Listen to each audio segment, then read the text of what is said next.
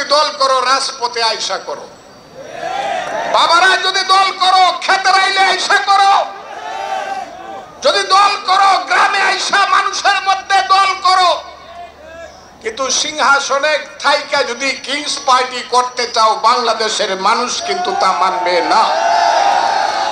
যারা মনে করতেছে বাংলাদেশের সমস্ত রাজনীতিকে তারা কন্ট্রোল করবে, না না না, সারা বাংলাদেশের রাজনীতিকে তারা কন্ট্রোল করতে পারবে না। কারণ বাংলাদেশে বিএনপি হলো 80 থেকে 85% মানুষের জনপ্রিয় দল।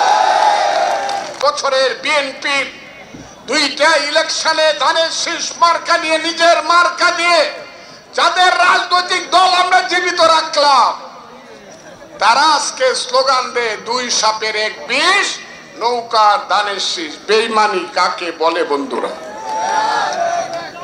তারা স্লোগান দেয়। আমার ছাত্র দলের সভাপতির সামনে চক্ষু লাল করিয়া ওই দলের ছাত্র সংগঠনের সেক্রেটারি কথা বলে, লজ্জা লাগে।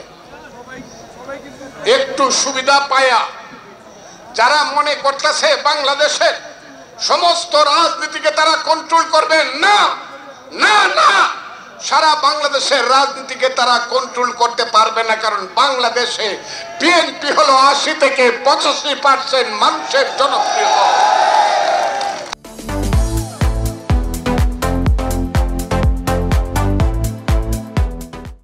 আপনারা সাবধান থাকেন।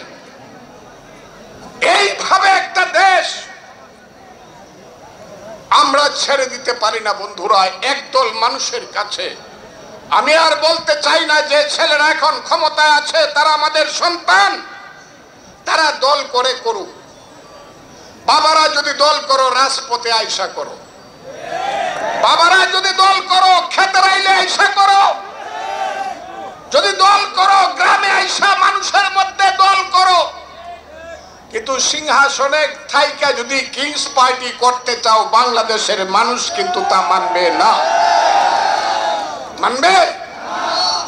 সেটা মানবে না কিন্তু বাংলাদেশের মানুষ। বাবারা তোমাদেরকে বললাম, আর তোমাদের পিছনে যারা মদদ দিচ্ছে, যারা তোমাদেরকে ব্যবহার করে বাংলাদেশের রাষ্ট্র আফগানিস্তান সিরিয়ার মতো দখল করে বেশিরভাগ মানুষকে যারা এই দেশে পদদলিত করে রাখতে চায়, বিএনপির মতো দল, দেশ নেত্রী খালেদা জিয়ার মতো নেত্রী, তারেক রহমানের মতো ম্যাচিউর নেতাকে যারা বলতে চায় যে তাদেরকে তারা অ্যাভয়েড করবে, আমি বলে দেই খুব পরিষ্কার ভাবে বাংলাদেশের 56,000 জায়গার মধ্যে তাদের দ্বারা তা কোনোদিন সম্ভব হবে না বন্ধুরা।